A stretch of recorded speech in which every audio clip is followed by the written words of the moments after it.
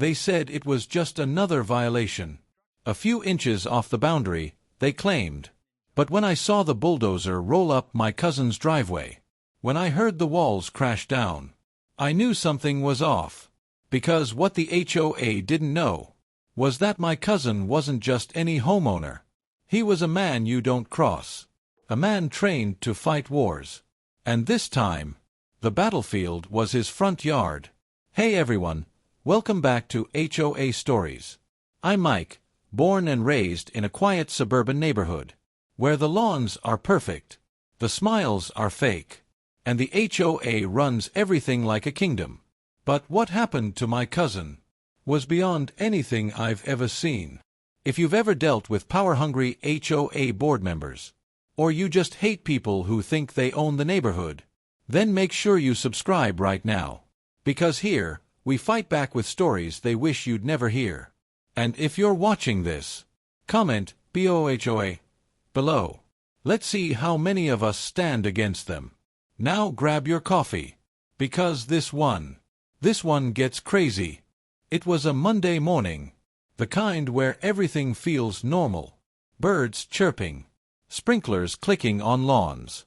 And me, just scrolling through my phone on my porch. Then I heard it.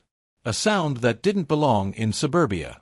A deep rumble, like thunder rolling across pavement. I looked up and saw it. A bright orange bulldozer. Right in front of my cousin David's house. At first, I thought, maybe construction work nearby. But then it stopped. Right on his lawn. Two men in reflective vests jumped out. One of them had that smug HOA clipboard look. You know the type. The one that loves rules more than people. I walked closer. Hey, what's going on? I shouted. The guy barely looked at me. HOA business, stay back. Before I could ask more, the bulldozer roared to life. And within seconds, wood cracked, glass shattered, and I watched, stunned, as the front wall of David's house collapsed. I yelled, "Wait! You can't do that!" The guy with the clipboard turned and smiled, that fake corporate smile that says we don't care. "Sir," she said, "this structure violates Section 4A of our development code, unauthorized extension past property limits." I blinked. "You're tearing down his home over a few inches of concrete." She nodded, flipping through her papers like it was no big deal. "It's policy, sir. Your cousin did sign up to live under our HOA." Those words hit like a slap. That smug tone, like it was a game to her.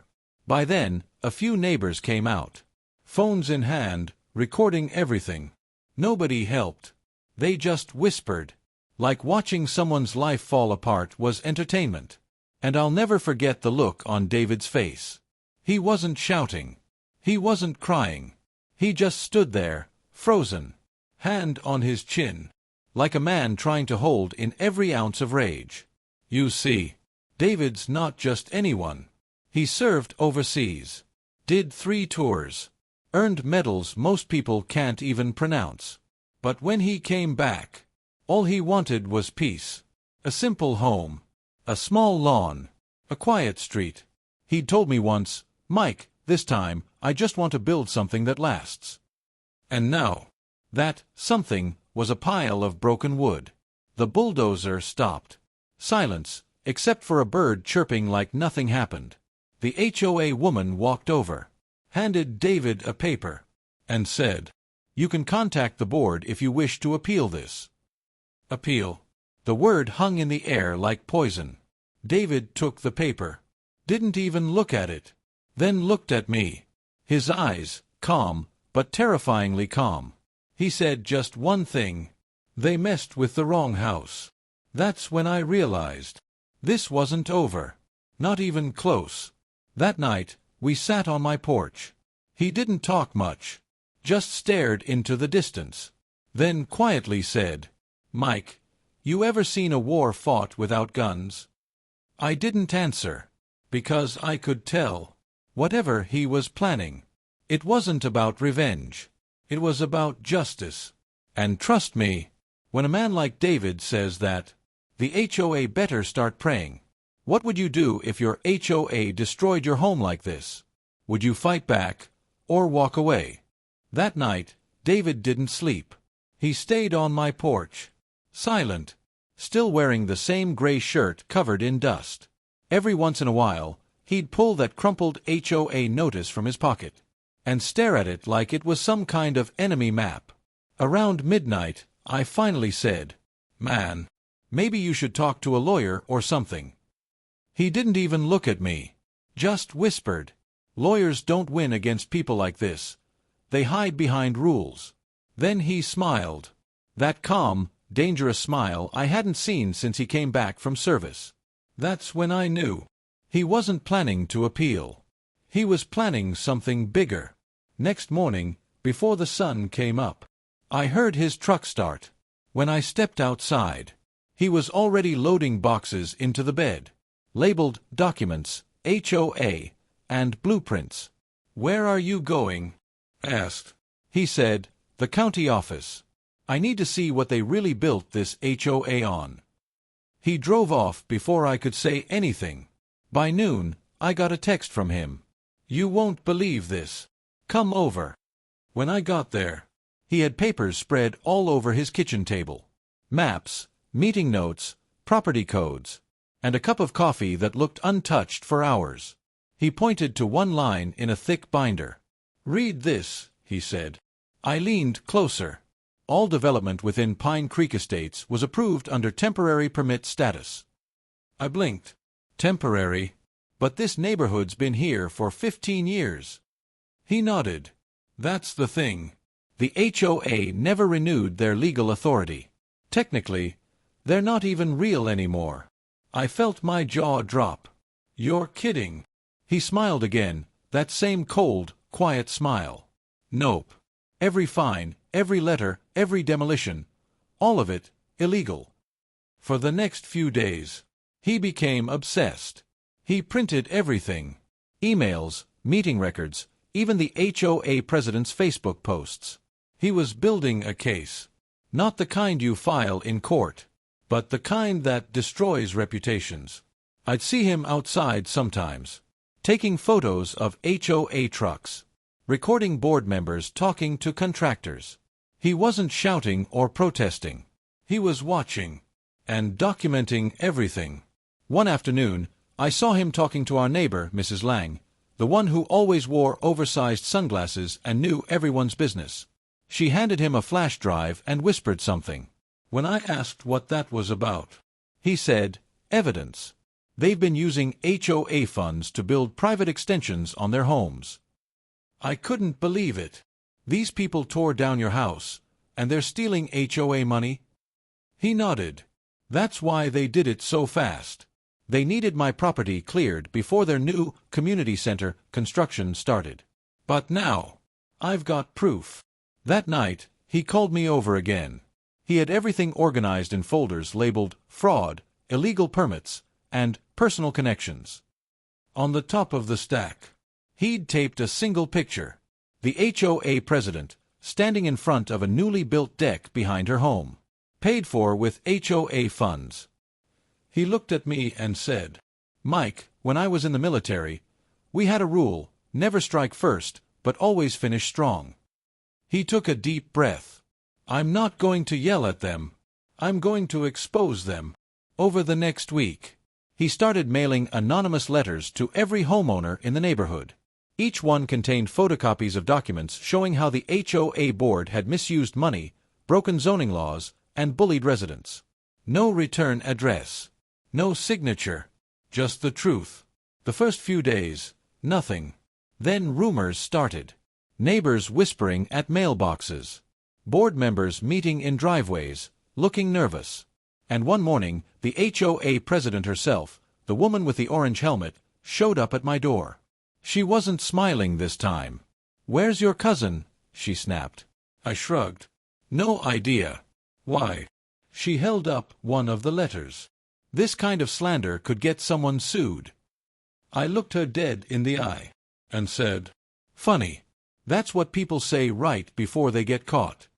She glared at me, then stormed off to her car. That evening, David came by again. He looked lighter somehow, like the weight of everything was finally shifting off him. "They're panicking," he said. "Good. They should." I asked, "What's next?" He smirked. "Phase 2. I frowned. "Phase 2. He leaned in. "I'm calling the local news." The next morning, the whole street was chaos. A white van with a big satellite dish parked near the cul-de-sac. Reporters setting up cameras. Neighbors watching from lawns like it was the 4th of July. And right in the middle of it, David, calm, collected, showing a reporter the demolition site, the documents, the video clips. He didn't raise his voice. He didn't insult anyone. He just told the truth. The anchorwoman asked, "Sir, what message do you want to send to this HOA?" He looked straight into the camera and said, "I fought for this country so people could have freedom, not so power-hungry neighbors could destroy someone's home over a line on a map." The reporter just nodded. You could tell even she was stunned. That night, the story aired. Local HOA under investigation for illegal demolition and fraud. It spread like wildfire. Facebook, Twitter, even local newspapers picked it up. The next day, the HOA office was closed. "Under review," the sign said. And for the first time in years, our neighborhood felt quiet. Not the fake kind of quiet. The peaceful kind. I looked over at David that evening. He was sitting on his porch again, watching the sunset over what used to be his house. "You did it," I said. He smiled faintly. "Nah, I just told the truth. The rest handled itself." Then he sipped his coffee and added, "But something tells me this isn't over." What do you think David should do next? Rebuild his home, or make sure the entire HOA gets shut down first? Drop your answer in the comments. I'm curious what side you're on. Backhand index pointing down. Peace never lasts long in suburbia. Not when power's been embarrassed on camera. It had been 4 days since the news story aired. The video of David went viral. Neighbors cheering online, strangers calling him a hero. Even people from other states were messaging him. Finally someone stood up to these HOA tyrants. But the HOA board, they weren't cheering. They were regrouping. That Thursday morning, a black SUV rolled up to David's temporary trailer. Out stepped a man in a slick gray suit. The kind of guy who smells like paperwork and lawsuits. He didn't knock. He just stood outside until David opened the door. "Mr. Allen?" the man asked. David nodded. "Who's asking?"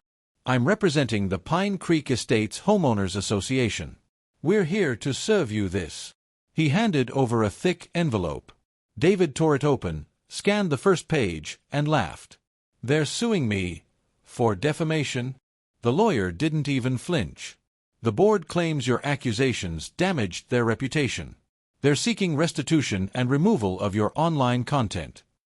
David grinned. "Tell your clients, reputation's something you earn, not something you sue for." The lawyer sighed. "Good luck with that, sir." Then walked back to his SUV like it was just another day at the office. When I got to his place later that evening, the letter was on the table, and David was staring at it with a look I hadn't seen before. Not anger, not fear, something colder. "They think they can scare me," he said quietly. "But they don't realize. They just made their biggest mistake." I asked, "What are you going to do?" He looked up at me, eyes steady. "I'm going to show everyone what they really are." The next few days were pure chaos. The HOA board sent emails, letters, even recorded messages claiming David's accusations were false. They called him a liar, a troublemaker, said he forged evidence. Neighbors got divided. Some believed David. Some didn't. The same people who'd clapped for him last week were now whispering, maybe he made it up. Maybe he just wants attention. And that's how HOAs survive. They don't just use rules. They use fear and gossip. David didn't fight back online. He didn't reply to comments or post rants. Instead, he quietly set up a meeting. He invited every homeowner who'd ever been fined, threatened, or bullied by the board. And trust me, there were a lot. By Saturday morning, 23 people were in his backyard. Folding chairs, coffee cups, papers everywhere. David stood in front of them, calm and confident. He said, "This isn't about my house anymore. It's about every single one of you who got stepped on because someone wanted control." He held up a folder labeled Evidence Continued. Inside were screenshots of HOA emails showing secret votes, unapproved budgets, and personal expenses charged to HOA funds. People gasped. One woman started crying. "I paid for that mailbox fine while they were buying patio furniture." David nodded. "Yeah. And now, we're going to make sure the county hears about it." That night, we drove to the county clerk's office. He had a whole binder prepared, with every detail, dated, signed, verified. We handed it over to a clerk who looked like she'd seen this before. But when she read the first few pages, her eyes widened. This is serious," she said. David just smiled. "Tell me something I don't know." By Monday morning, a notice appeared on the community bulletin board. County audit requested. HOA under investigation. The street went quiet again. But this time, it wasn't peace. It was fear. People stopped waving at the board president. Contractors stopped showing up at her house. Even the local landscaper refused service until the situation cleared up. The power was shifting. But the board president wasn't done. She showed up at my house this time. No helmet. No clipboard. Just anger. "You think you're helping him? You're making it worse," she shouted. I stepped onto my porch. "Worse for who?" She glared. "For all of us. He's tearing this community apart." I folded my arms. "No. He's showing everyone what you've been hiding." She stepped closer. "You tell him this isn't over. He's going to regret it." Then she turned and stormed off, heels clicking like gunfire. That night, David got another letter. Not from a lawyer this time. From someone on the board. Anonymous. It read, "You need to stop this before someone gets hurt." He showed it to me, shaking his head. "They're panicking. When people threaten instead of defend, it means they're out of moves." I said, "You should call the cops." He nodded. "Oh, I will. But not before I finish what I started." The next morning, David rented a small office downtown. Set up a desk, a laptop, and a printer. He was creating what he called the HOA files. Every document, every recording, every witness statement. All scanned and uploaded to a public drive. He even added a countdown on a simple website. Full evidence drop, 5 days. Word spread fast. Neighbors talked. People online waited. And the HOA? They went silent. No emails. No meetings. No press releases. They knew the storm was coming. On the 4th day, a local TV station reached out again. They wanted an interview before the evidence drop. David agreed. This time, he wore his army jacket. Clean shave. Calm voice. Straight posture. When they asked him, "Why are you doing this?" he said, "Because these people forgot what community means. They turned neighbors into enemies. I'm just reminding them, rules don't make you powerful. Truth does." The anchor asked, "Are you afraid of retaliation?" He smiled slightly. "Not really. They already took my house. What else can they take?" That line hit me hard, because he was right. He'd already lost everything, which meant he had nothing left to lose. And when a man like that goes against a corrupt system, he doesn't stop until the system breaks. That night, as we sat watching the sunset again, he said quietly, "Tomorrow, everything changes."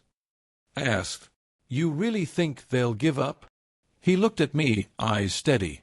"Oh, they'll give up all right, but not before they destroy themselves trying to stop me."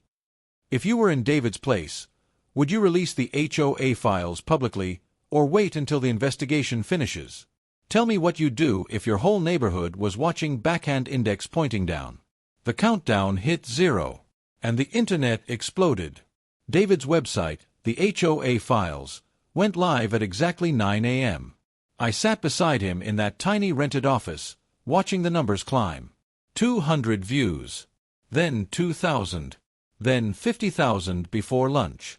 Every document was there, the forged permits, the bank transfers, the meeting notes with fake signatures. It was all out in the open now. No more secrets. No more hiding. By noon, news crews were back in the neighborhood. Neighbors peeked through blinds. The HOA office doors stayed locked, curtains drawn. For a moment, it felt like justice had finally arrived. But David didn't look relieved. He looked focused. He said softly, "This isn't the end, Mike. This is where they start panicking." And he was right. That evening, the HOA board president, the same woman with the orange helmet, called for an emergency community meeting. First one in weeks. They posted flyers on mailboxes like it was some friendly get-together. But everyone knew. It wasn't about community. It was about survival. David went, of course. And I followed. The meeting was held in the old clubhouse, the same one the HOA built with maintenance funds. Half the room was full of angry homeowners. The other half, board members sitting stiff behind folding tables, pretending they still had control. The president stood up. Her smile looked cracked. "Residents," she began, "there have been misunderstandings, misrepresentations online." People started shouting immediately. "Misunderstandings? You tore down his house. Where's our money? You lied to us for years." She raised her hands. "Please, please, we're working with the county too." But then David stepped forward. "Don't bother. They already saw everything." The room went silent. He pulled a flash drive from his pocket. "This has copies of all the HOA financials. I've already turned them over to investigators and the local news." The president's face turned pale. She whispered something to one of the board members, but David cut her off. "You can keep lying here, or you can start telling people the truth." Someone from the back shouted, "Tell us about the developer." The room froze. David turned slowly. "What developer?" The man, an older neighbor named Harris, stood up. "I work in real estate. That woman's been meeting with a company called Silver Ridge Construction. They've been buying up foreclosed homes around here. My guess, they planned to take yours next." David. Gasps. Murmurs. Even a few curses. David looked back at the president. She didn't deny it. Instead, she said quietly, "You don't understand. This place was dying. The HOA couldn't sustain itself. Silver Ridge offered us help." "Help?" David shot back. "By demolishing homes and stealing property?" Her voice cracked. "They promised they'd rebuild. They said we'd all profit." Someone shouted, "You profited. We didn't." And just like that, the meeting dissolved into chaos. When we stepped outside, the night air felt electric. People were yelling, reporters filming, neighbors taking sides. David didn't say a word. He just stared up at the clubhouse lights, flickering like the truth itself. Then he said quietly, "It wasn't about control. It was about money." The next morning, the county released a statement.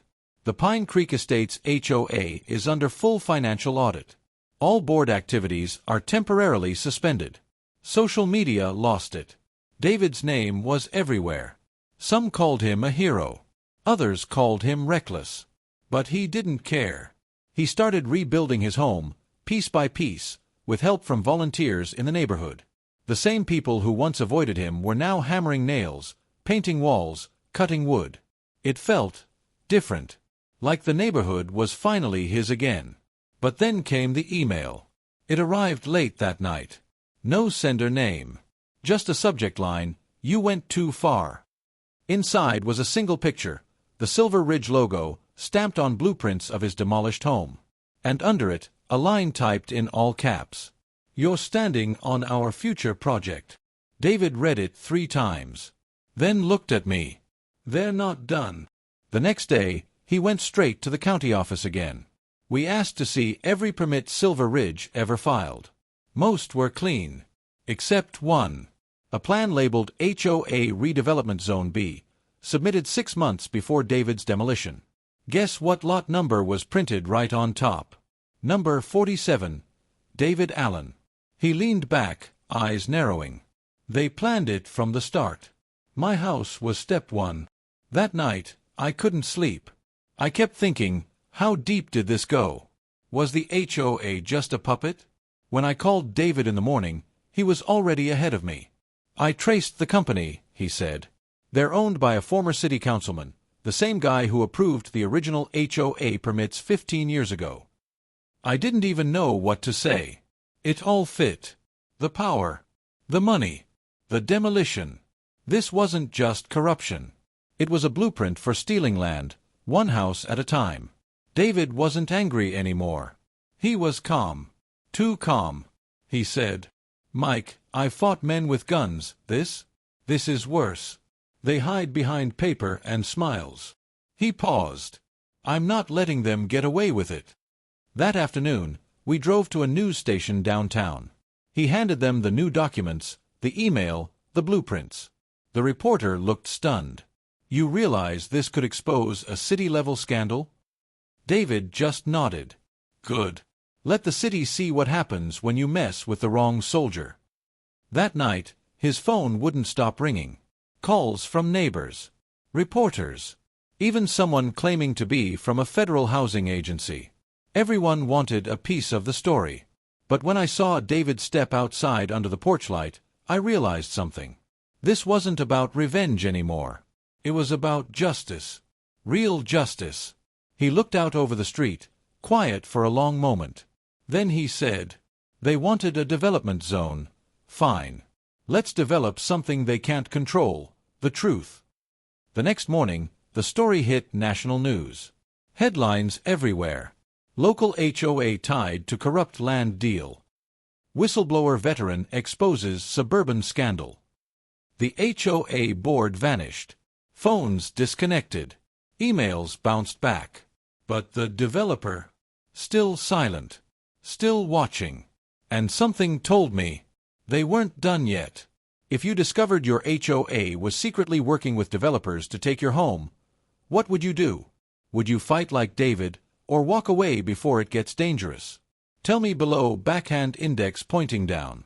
It started 2 nights after the story aired. I woke up to my phone buzzing non-stop. David was calling. When I picked up, his voice was tight, almost whispering. "Someone's outside my house." I froze. "What do you mean?" I saw headlights stop across the street. "They've been there for 20 minutes. Engine off. No movement."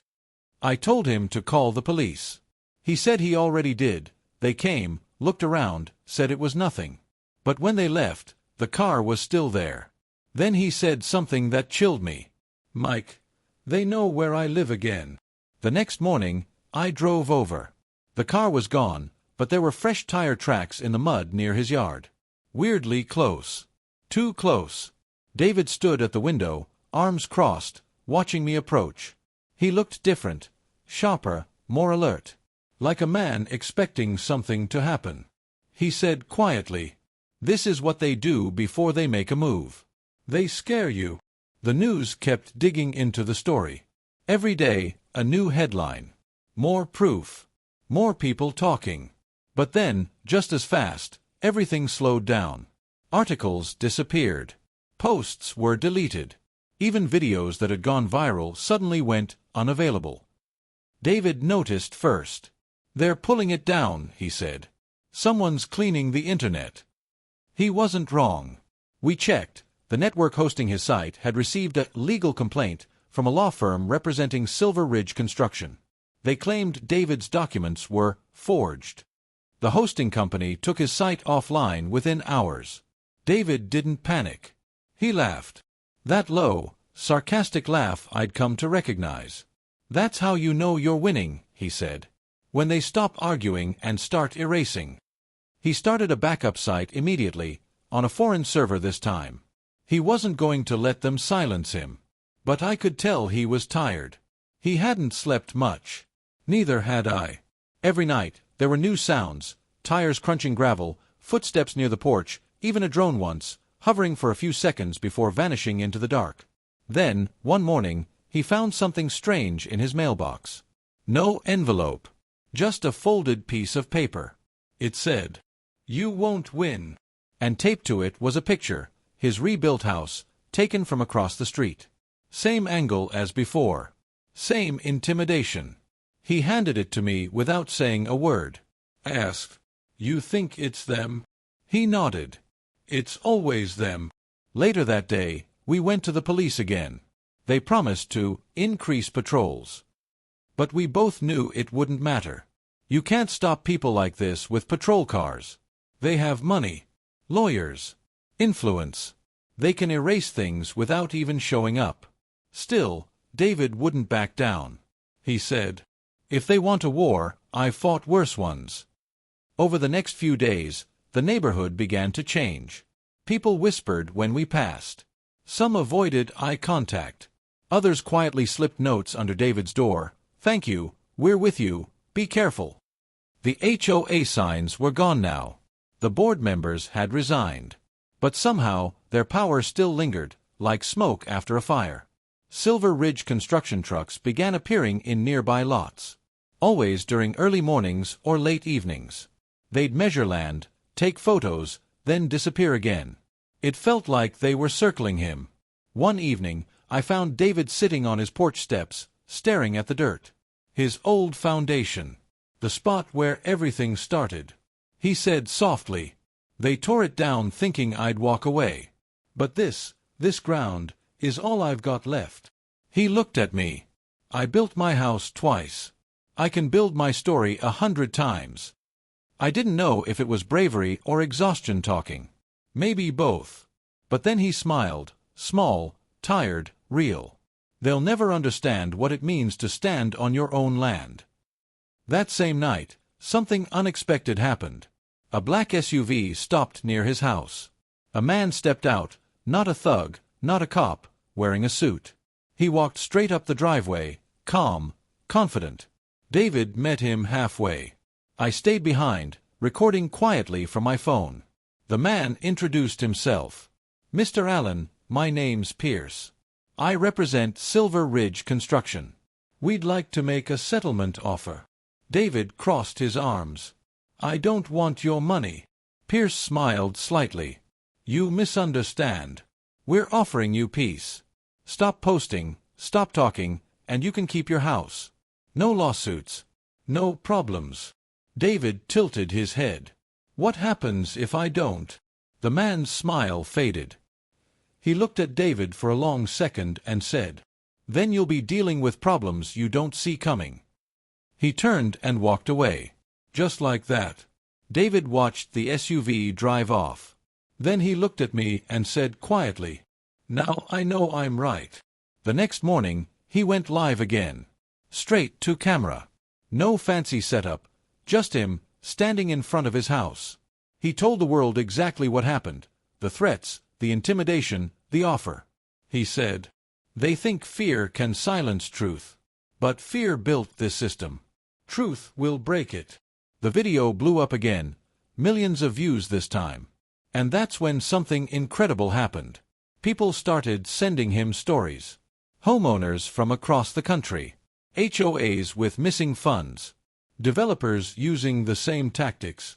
All connected to the same shell company chain that led back to Silver Ridge. That night, he called me. His voice was steady again. "I think we just exposed something national." I said, "What are you going to do?" He replied, "Finish what they started." But then, everything went quiet. No calls. No posts. No messages from David the next morning. I drove over, door unlocked, lights on, coffee still warm. But no David. On the kitchen table was a single USB drive. Labeled, "If I disappear." And beside it, a handwritten note. "Keep digging." The HOA wasn't the top, it was the door. I sat there for a long time. The wind outside howled through the broken shutters. Then I whispered, "David, what did you find this time?" Because deep down, I knew this wasn't the end. It was the start of something even bigger. If someone threatened you to stop exposing the truth, would you stay silent or risk everything like David? Let me know in the comments. Backhand index pointing down. The moment I saw that USB, my hands went cold. David's coffee mug was still half full. His car was in the driveway. His phone, wallet, everything, still here. But he was gone. The house was too quiet. It didn't feel like someone left. It felt like someone was taken. I picked up the USB. It was scratched, maybe from his keys. On the back, one word carved faintly with a knife tip. Truth. I sat down at his desk, plugged it into his old laptop, the one we used to upload his videos. The screen flickered for a second, then opened a single folder. Name: HOA_corruption fame. Inside, dozens of files, documents, images, voice notes, even videos. Each labeled with dates, addresses, and names I didn't recognize. The first video was short, 22 seconds. David's face filled the frame. He looked tired, worn out, but determined. "If you're seeing this," he said slowly, "it means they finally came for me. But don't stop. They'll make it look like an accident, or a choice. Don't believe it." The video cut off suddenly. I opened one of the documents. It was a financial ledger. It listed several HOAs across the state, names I knew, all paying maintenance fees to a single company. Ridgeway Holdings. The same name that appeared in Silver Ridge's legal papers. But here's the thing, Ridgeway Holdings didn't exist publicly. No address. No website. No registered business listing. It was a shell. And the money, millions of dollars, was being funneled through HOA fees, land sales, and demolition contracts. David had found proof that HOAs weren't just petty neighborhood groups. They were a front, a financial machine tied to developers, lawyers, even some government officials. My stomach twisted. It was bigger than I thought. David wasn't fighting an HOA. He was fighting an empire. I copied everything from the USB onto my hard drive. Then I hid the original in my car's glove box. Something told me I'd need it soon. That night, I tried calling every contact David had, journalists, neighbors, even the few board members who'd quit. No one answered. One neighbor texted back hours later. "Don't ask about David. Just stay quiet."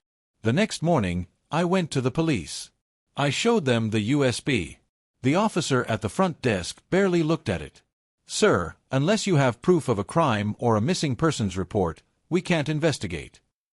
"He is missing," I said. "He left this." The officer sighed. "I'll file it, but off the record, you should probably drop this." I stared at him. "Why would I?" He leaned in slightly. "Because sometimes the wrong people find out you're asking the right questions." I left the station angry. But I knew he was right. Phil. I couldn't stop. That night, I uploaded one of David's voice notes to my own channel. It was short, just him talking about Ridgeway Holdings.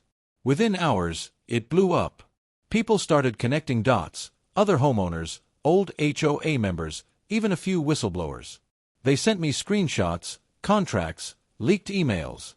Every one of them pointed to the same thing. A network that controlled land zoning, demolitions, and redevelopment across multiple states. All under fake HOAs. 2 days later, I got a call. Unknown number. No name. When I answered, there was a pause. Then a calm female voice said, "You shouldn't have opened that USB." I froze. "Who is this? That information wasn't meant for you." Her tone was cold, professional.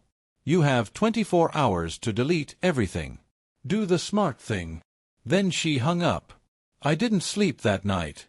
Every sound outside made me jump. I kept checking the window. Every time I blinked, I imagined that black SUV pulling up.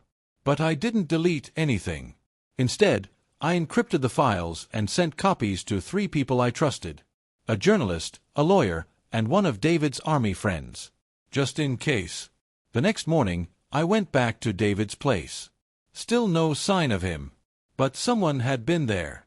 His mailbox was open. And inside was another note.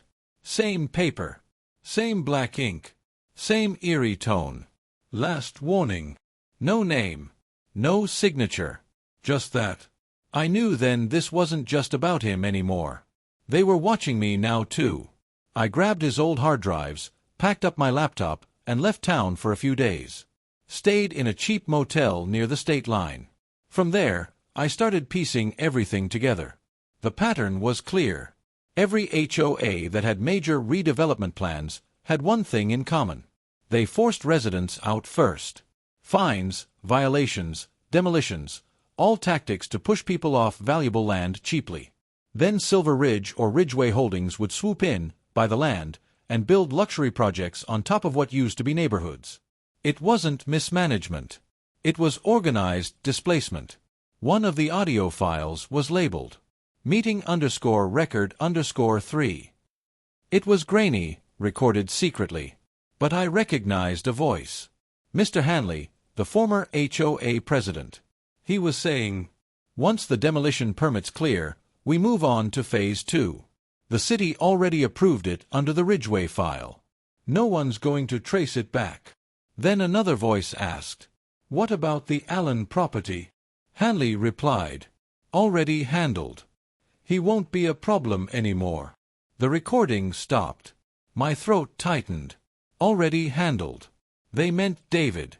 I knew what I had to do. Go public, again. I compiled all the data, made a full report, and posted it online under the title, "The Hidden Network Behind Your HOA." It exploded overnight. News stations picked it up. People demanded answers. Lawsuits started pouring in. But I didn't feel victory. Only fear. Because I still didn't know where David was. Then one night, I got an email. No sender name. Just an attachment. The file name. Ridgeway_files_continuation. When I opened it, there was a single image. A photograph of David, alive. Standing in what looked like a storage warehouse. Holding a sign that said, "Keep going." I stared at it for minutes. My chest hurt. He was alive. Somewhere. And he wanted me to continue. That's when I realized. This wasn't his fight anymore. It was ours. Because if this could happen in one neighborhood, it could happen anywhere. And maybe that's what David wanted me to see all along. If your best friend vanished after exposing corruption, would you keep fighting or walk away before they come for you too? Tell me what you'd do. Backhand index pointing down. That photo of David changed everything.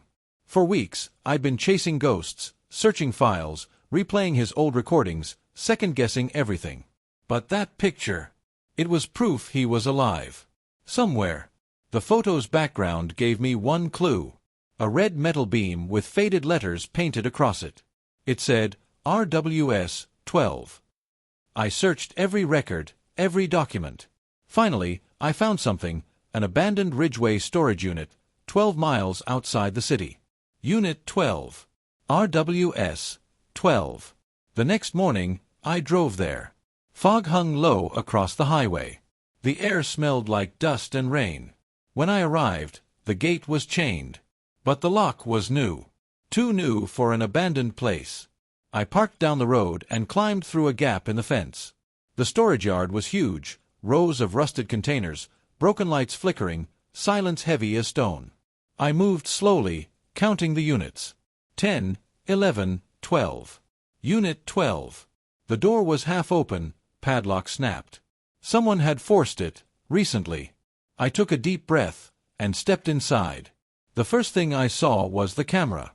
Mounted on a tripod, still pointing at the center of the room. Then, the smell. Dust, oil, maybe burnt plastic. In the middle sat a single chair. A chain coiled around one leg. And on the floor beside it, a folder marked, Project Phoenix. I opened it carefully. Inside were blueprints. Land plots. Documents showing future development zones. Almost every address matched neighborhoods David had talked about, including his own. But there was something else. A list. Names. Dates. And next to David's name, Phase 2, completed. My hands shook. I stepped back, heart pounding. Was this where they kept him? Or where he filmed that message? The camera light blinked once, red. It still had power. I pressed play. The screen lit up. David appeared, sitting in that same chair, the same folder in his lap. His face was pale, but calm. He spoke slowly. If you're watching this, it means they couldn't stop you, good. He looked straight into the camera. They call it Project Phoenix. They destroy, then rebuild. Every demolished house funds the next phase. Every forced eviction hides another payoff. And it all runs through Ridgeway Holdings. He leaned closer. I traced the money to a private investment group in D.C., the Orion Group. They own Silver Ridge. They own the HOAs. They own the silence. Then he paused. I can't run anymore. But you can finish what I started. Tell them everything. He gave a faint smile. Remember what I told you once? You can't bury truth. It grows back. The video ended. I stood there in the dark for a long time. Everything felt heavy. The air, my chest, even the camera. Then I heard something behind me. A door creaked. Footsteps. I froze. A voice said, "You shouldn't be here." I turned slowly. A man stood at the entrance, dark suit, gloves, calm eyes. I recognized him. Pierce. The same man who came to David's house. He looked at the camera. "You people never learn, do you?" I said quietly. "Where's David?" Pierce smiled slightly. David was brave. But he made choices. You have a chance not to repeat them. I clenched my jaw. What did you do to him? He didn't answer. Just stepped forward. You post anything from that folder, and you'll wish you hadn't found it. Then, just like last time, he turned and walked away. I watched him go. My heart thudded so loud I could barely hear the wind. That night, I didn't go home. I drove straight to a motel and backed up everything. Files, footage, David's video, onto multiple hard drives. Then I sent it to journalists across the country. Within 48 hours, it was everywhere. Project Phoenix, the hidden HOA scandal. Headlines exploded. News anchors said David Allen's investigation exposed a national real estate corruption ring. Federal agents raided Ridgeway Holdings offices. Executives vanished overnight. And HOA presidents across multiple states resigned quietly. But David never resurfaced. 2 weeks later, I got a letter in the mail. No return address. Just my name, handwritten. Inside was a small flash drive. And a single sentence on paper. The fight isn't over. D. I plugged it into my laptop. A single video played. It was grainy, filmed on a cheap camera. David again, older, beard grown, standing in a small cabin surrounded by trees. "I'm alive," he said softly. "But not safe. Not yet. You did it. The story's out. But remember, Project Phoenix wasn't the end. It was the beginning." He paused, then smiled. "You ever notice how HOAs always rebuild faster than they should? Ask why." Then the video cut to static. I sat there staring at the screen.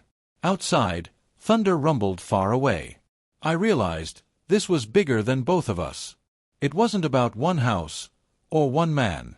It was about control, the illusion of safety, wrapped in rules and bylaws. And maybe that's what David wanted me, and everyone, to see. That power doesn't always wear a badge. Sometimes it hides behind a neighborhood sign. A few days later, I visited what used to be his home. The land was empty now, just dirt and wind. But someone had left a single thing behind. A wooden stake in the ground. On it, carved with a knife. "Truth grows here." I smiled. Because somehow, I knew he was still watching. Now every time I drive through another manicured neighborhood, every time I see a perfect lawn and a smiling board member, I think about David. And I wonder how many more stories are buried under those lawns. How many more people tried to fight, and got buried under rules. I took one last look at the empty lot. The sun broke through the clouds. And for the first time in months, I felt peace. Because his story wasn't lost. It was planted. And someday, it'll grow loud enough that no one can bulldoze it again. If someone you loved disappeared chasing justice, would you have the courage to keep digging, even when the truth could bury you too? Tell me in the comments, backhand index pointing down.